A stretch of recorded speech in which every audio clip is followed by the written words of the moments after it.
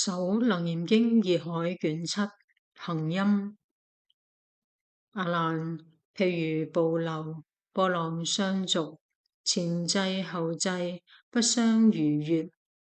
行以千流造作為意，剎那無常，念念遷謝，生死死生，如旋火輪，無有休息，故以瀑流，波浪相續，無逾越意，以為喻也。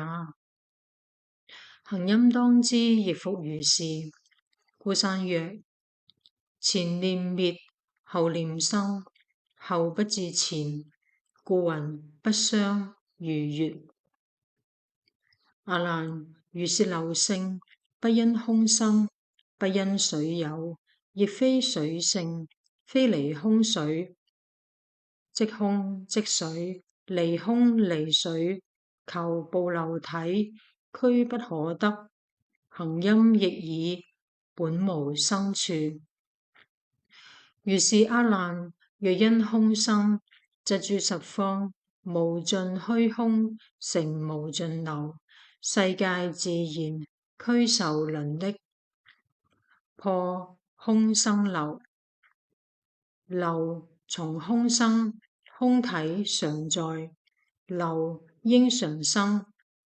虛空性偏，流亦應偏。斯則但見瀑流應無世界，又如何分水陸空行呢？若因水有，則此瀑流性應非水有，所有相今應現在。破水生流啦，流從水生，水與瀑流兩體應異，水為能生，流為所生。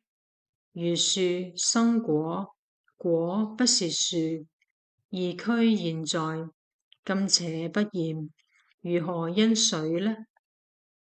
智眾曰：若因其水別有流性，因果性別，則瀑流性不應是水，能有是水，所有是流。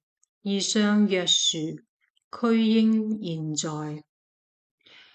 若即水性，則澄清時，應非水體。